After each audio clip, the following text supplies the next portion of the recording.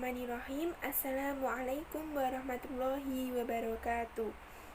Perkenalkan, kami dari kelompok 7 yang beranggotakan saya Ummu Afifah, NIM 192121058. Yang kedua, Saudari Inti Wangi Fahmiati dengan NIM 192121060. Dan yang ketiga, Saudara Muhammad Bahaudin dengan NIM 192121061. Pada kesempatan kali ini kami akan mempresentasikan materi dengan tema kewarisan Islam dalam kompilasi hukum Islam. Pembahasan yang pertama mengenai sejarah dan latar belakang lahirnya kompilasi hukum Islam. Kedudukan Pancasila sebagai dasar dan falsafah negara membawa konsekuensi bahwa hukum yang dibuat dan diberlakukan di Indonesia haruslah bersumber pada Pancasila, terutama sila pertama yang berbunyi ketuhanan yang Maha Esa. Seperti yang kita ketahui bahwa mayoritas masyarakat Indonesia menganut agama Islam, sehingga mempunyai kebebasan untuk mengamalkan syariat agamanya. Salah satu upaya untuk pengamalan syariat Islam adalah menjadikan hukum Islam sebagai hukum positif. Dalam upaya menjadikan hukum Islam sebagai hukum positif di Indonesia, terlihat dengan dibentuknya lembaga dan berbagai instansi keagamaan, dan lahirnya berbagai perundang-undangan seperti Undang-Undang Nomor 22 Tahun 1946,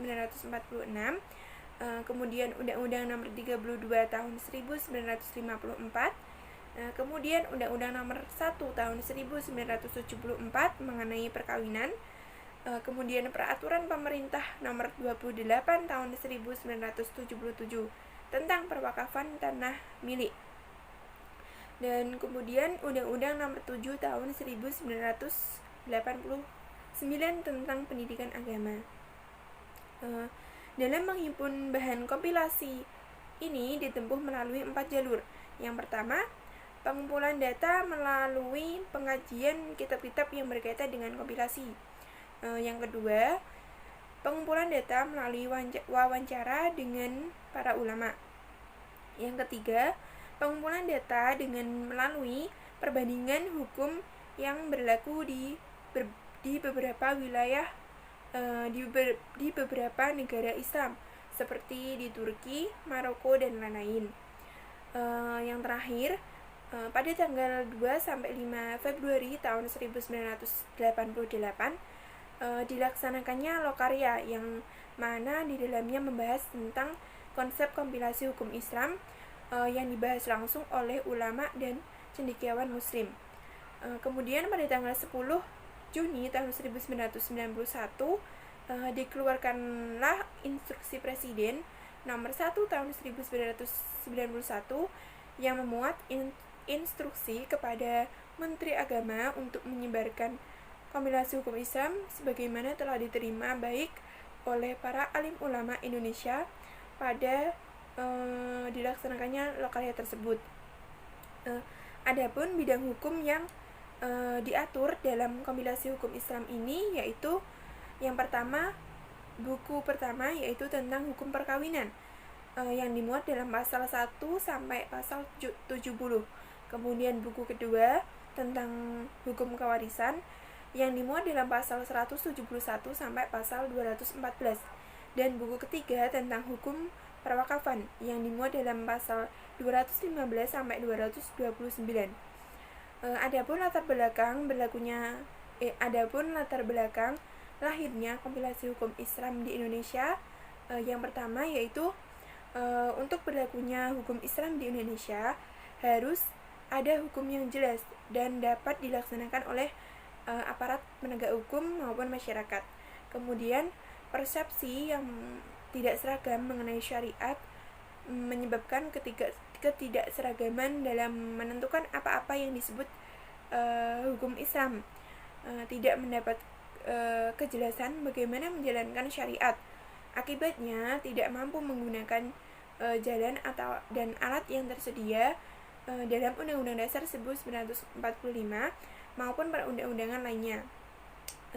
Sebelum adanya kompilasi hukum Islam ini lahir, hukum Islam yang berlaku adalah hukum yang tidak tertulis dan tersebar di berbagai kitab fikih yang sering berbeda mengenai suatu hal yang sama antara satu dengan lainnya. Kompilasi hukum Islam ini lahir menjadi penjelas dan pengurai bagi perundang-undangan yang sudah ada dan menjadikan pendapat ulama yang terdapat di berbagai kitab fikih sebagai hukum positif di Indonesia. Sekian dari saya. Materi selanjutnya akan dijelaskan oleh Saudari Intiwangi Fahmiati. Assalamualaikum warahmatullahi wabarakatuh. Saya Intiwangi Fahmiati, NIM 192121060. Di sini saya akan melanjutkan penjelasan dari Mbak Afif. Saya akan menjelaskan bagaimana konsep kewarisan Islam ini diatur di dalam kompilasi hukum Islam atau di dalam KHI. Nah, kewarisan Islam yang diatur di dalam KHI ini terdapat dalam buku kedua Hukum Kewarisan yang terdiri dari 23 pasal, yakni pasal 171 sampai dengan pasal 214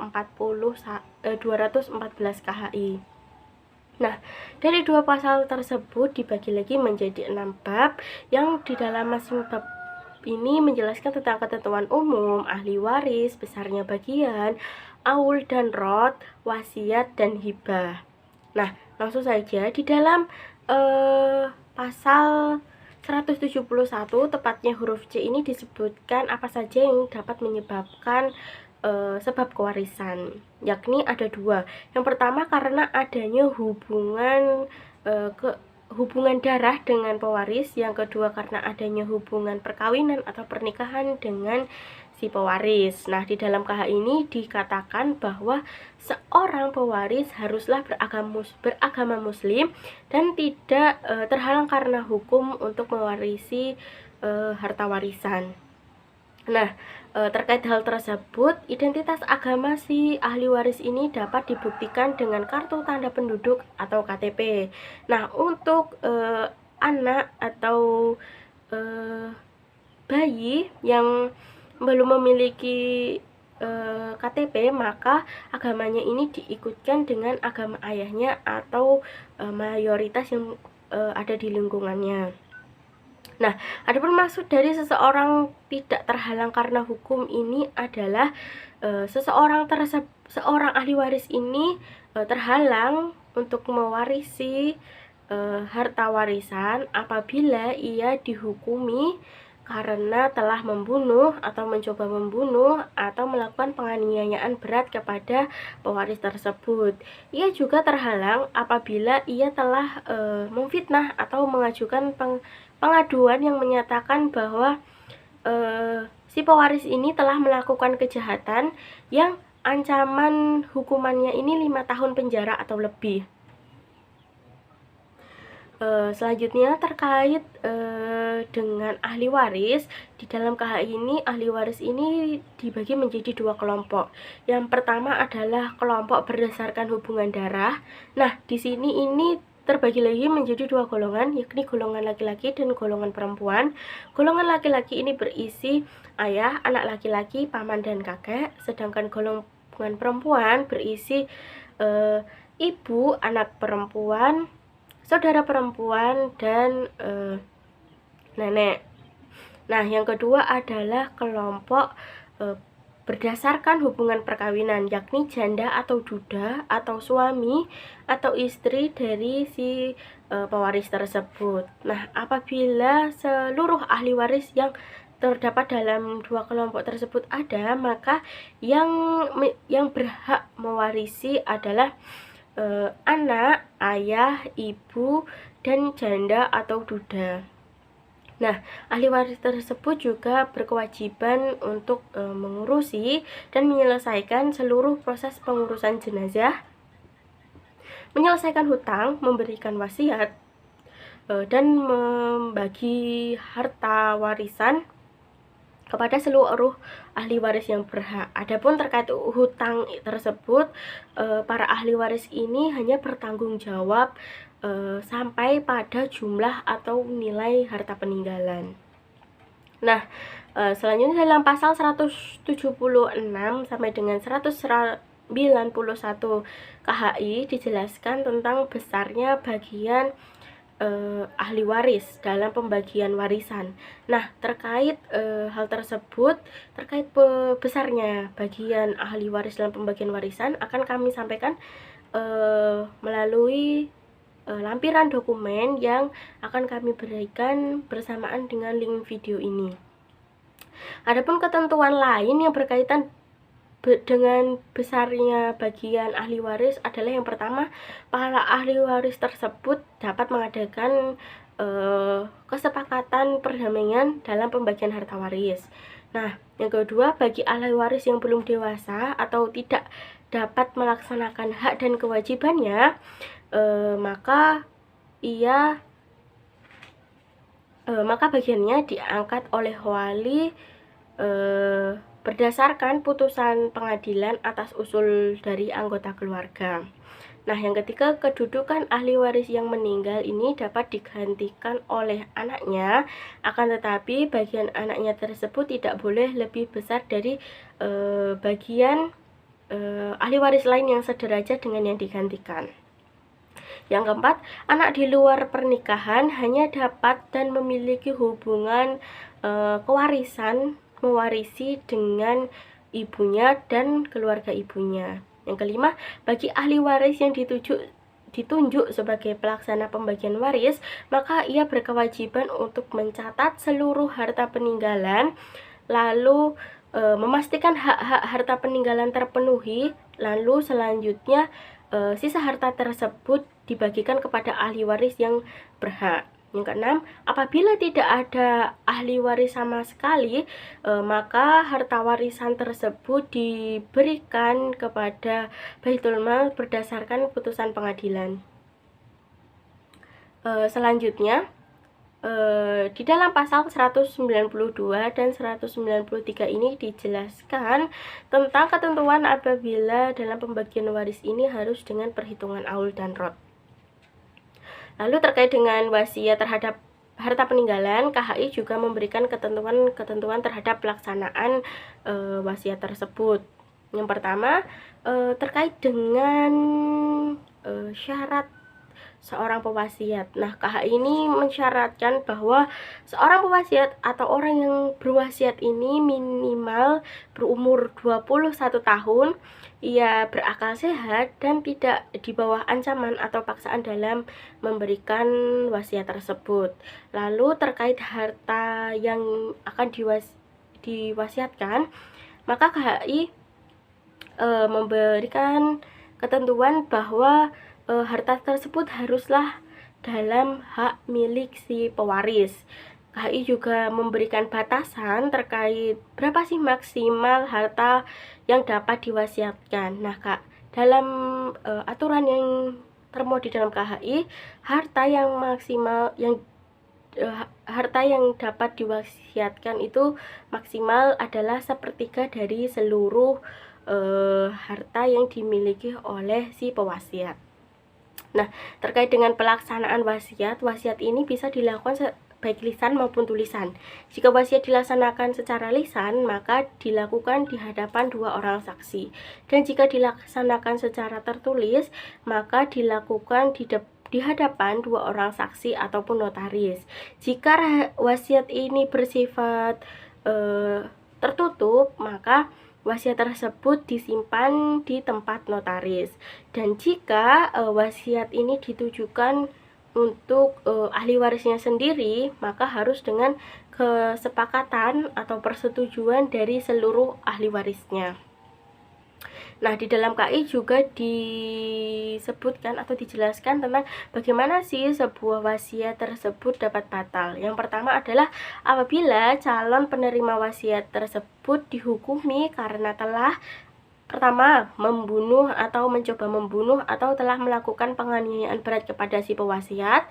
Yang kedua, telah memfitnah atau mengajukan pengaduan bahwa si pewasiat ini dikatakan telah melakukan kejahatan yang hukumannya diancam maksimal 5 tahun penjara atau lebih. Nah, yang ketiga, apabila si calon penerima wasiat ini dipersalahkan dengan kasus kekerasan atau ancaman terkait wasiat si pewasiat dan untuk kepentingannya sendiri. Nah, yang keempat, apabila calon penerima wasiat ini dipersalahkan telah menggelapkan atau merusak atau memalsukan surat wasiat. Nah, selanjutnya, apabila calon penerima wasiat tidak mengetahui adanya wasiat ataupun ia tahu tetapi ia menolak dan ataupun ia tahu akan tetapi tidak memberikan pernyataan bahwa ia menerima atau menolak wasiat sampai ia meninggal, maka wasiat tersebut juga batal. Nah, selanjutnya, wasiat juga dapat batal apabila harta benda yang diwasiatkan ini musnah.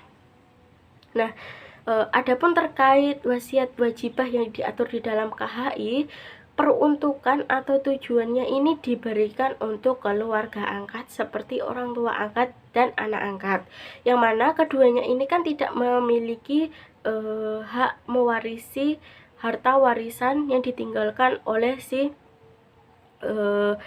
mayit. Oleh karenanya, apabila mereka keduanya ini tidak ditinggali surat wasiat oleh anak angkat atau orang tua angkat mereka, maka mereka ini dapat diberikan wasiat wajibah. Nah, bagi mereka ini wajib diberikan wasiat wajibah sebanyak-banyaknya sepertiga dari jumlah seluruh harta anak angkat atau orang tua angkat mereka. Nah, selanjutnya di dalam buku kedua tentang hukum kewarisan ini juga disebutkan tentang ketentuan-ketentuan pelaksanaan hibah. Nah, adapun ketentuan-ketentuan pelaksanaan hibah yang diatur di dalam KHI adalah yang pertama, orang yang dapat berhibah berumur sekurang-kurangnya 21 tahun. Ia dalam keadaan sehat, maksudnya, mohon maaf, saya ulangi, ia dalam keadaan berakal sehat dan tanpa paksaan dalam memberikan hibah tersebut. Nah, yang kedua, hibah sebanyak-banyaknya adalah sepertiga dari seluruh jumlah harta si pemberi hibah ini. Yang ketiga, hibah dari orang tua kepada anaknya diperhitungkan sebagai warisan. Yang keempat, hibah ini tidak dapat ditarik kecuali apabila hibah ini dari orang tua kepada anaknya. Yang kelima, hibah yang diberikan dalam keadaan si pemberi hibah ini sakit yang dekat dengan kematian, maka pemberian hibah ini harus dengan persetujuan ahli waris. Nah, yang keenam, yang terakhir, bagi warga negara Indonesia yang berada di luar negeri, maka mereka dapat membuat surat hibah di hadapan konsultan ataupun kedutaan Republik Indonesia di negara tersebut sepanjang isinya itu tidak bertentangan dengan pasal-pasal yang telah termuat di dalam KHI ini. Sekian dari saya, selanjutnya akan disampaikan dan dijelaskan oleh teman saya, Muhammad Bahaudin. Assalamualaikum warahmatullahi wabarakatuh. Nama saya Muhammad Bahaudin, NIM 192121061.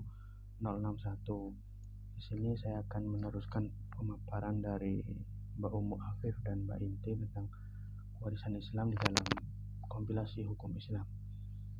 Jadi ada perbedaan warisan Islam dalam kompilasi hukum Islam dengan fikih faraid atau fikih mawaris.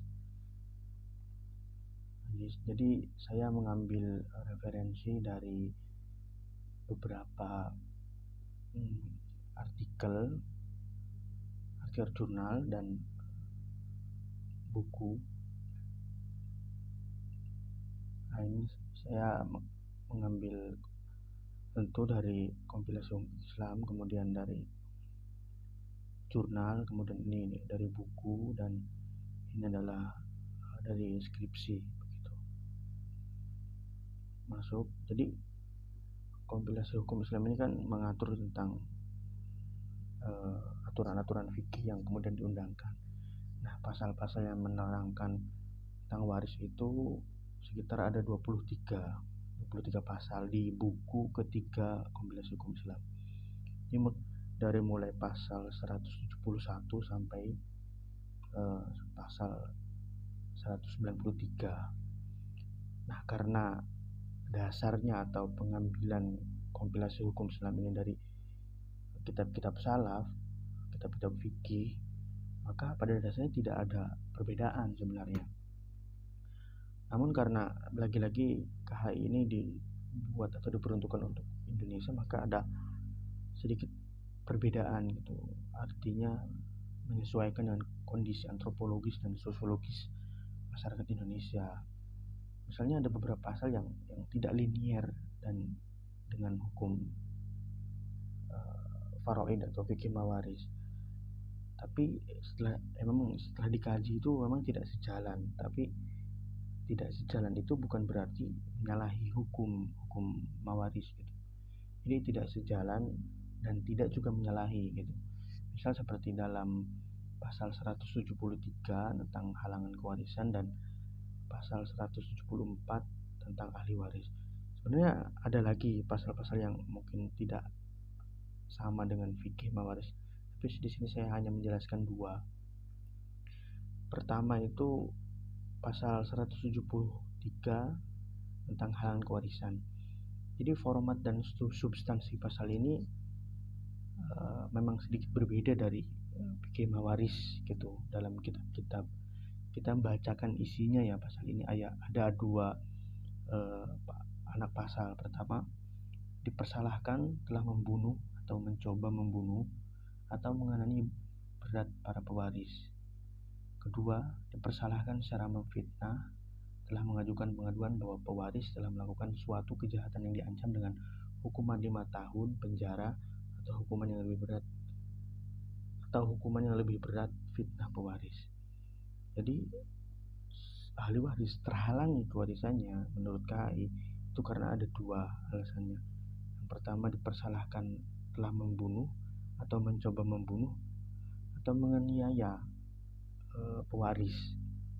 Sedangkan yang kedua, dipersalahkan secara memfitnah. Jadi si ahli waris ini memfitnah pewaris bahwa pewaris itu telah melakukan kejahatan gitu, dan diancam 5 tahun penjara atau lebih berat begitu. Kemudian analisis, jadi kita bisa menganalisis pasal 173 ini, itu anak pasal B, yaitu tentang memfitnah itu.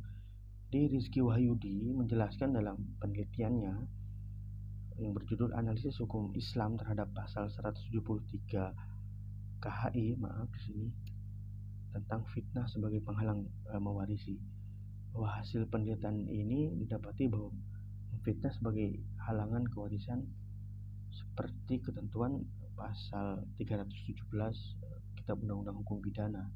Jadi fitnah ini bukan seperti penelitian masyarakat itu menuduh gitu. Jadi khusus kalau di di kompilasi hukum Islam. Tapi ada yang rancu di sini bahwa ketentuan penghalang dalam kewarisan ini harus menjalani 2 kali proses persidangan.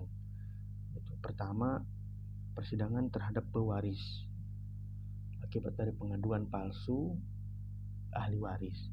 Kemudian yang kedua, pengadilan terhadap ahli waris yang melakukan tindak pidana memfitnah atas dasar pengaduan dari terfitnah, ya, dari pengaduan dari pewaris. Keduanya bersifat kumulatif dan tidak terpisahkan. Ya sebaiknya ketika ada kasus di pengadilan, ya sebaiknya harus dikesampingkan dulu gitu. Harus dipertimbangkan lagi oleh hakim-hakim di pengadilan. Karena di sini Rizky Wahyudi menemukan ketidaksesuaian hukum Islam dengan KHI hanya karena ini sudah diundangkan dan pegangan para hakim begitu. Kalau kita melihat secara umum kan, menurut ahli fikih gitu, bahwa di fikih mawaris itu bahwa penghalang kewarisan itu banyak sekali kaulnya, banyak sekali pendapatnya. Ada yang mengatakan 10, ada yang mengatakan 6, ada yang mengatakan 3, tapi yang terpenting ya 3. Jumhur ulama yang sepakat 3, yaitu pembunuhan, perbedaan agama, dan perbudakan. Mungkin perbudakan sekarang sudah tidak ada, jadi ya yang masih relevan itu cuma 2, pembunuhan dan perbedaan agama. Sementara pembunuhan yang tidak menjadi penghalang itu kan karena menurut ulama kan karena khilaf, terus kemudian dilakukan orang yang tidak cakap hukum karena tugas atau karena membela diri. Jadi kan masih blur juga dalam pasal 173 itu pembunuhan yang seperti apa begitu. Kemudian KAI menyebutkan bahwa untuk membuktikan dia telah membunuh harus dibuktikan dengan putusan pengadilan, kan, yaitu satu putusan yang telah berkekuatan hukum, tetap dimaksudkan agar tindakan itu benar-benar telah terbukti bahwa ia memang telah membunuh pewaris. Jadi ya harus dibuktikan dulu gitu sebelum sidangnya itu jadi ada 2 begitu. Kemudian lanjut ke pasal berikutnya, yaitu pasal 174 tentang ahli waris. Ya, ahli waris baik dalam hubungan darah atau perkawinan telah sejalan dengan fikih itu di pasal 1 kalau tidak salah. Namun sepintas anak pasal ini tidak sejalan dengan fikih karena tidak disebutkan beberapa ahli waris yang lain seperti cucu, anak saudara, anak paman. Nah, semuanya di dalam fikih mawaris itu adalah ahli waris gitu.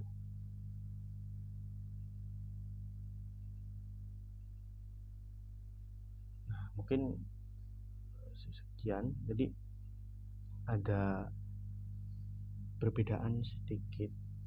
Perbedaannya karena penyesuaian begitu dalam KHI dan dalam fikih mawaris begitu. Mungkin sekian dari saya. Saya juga mewakili kelompok 7 untuk menutup video ini. Terima kasih. Mohon maaf bila ada kekurangan, nanti bisa ditanyakan ke Pak Sidik untuk lebih jelasnya. Wassalamualaikum warahmatullahi wabarakatuh.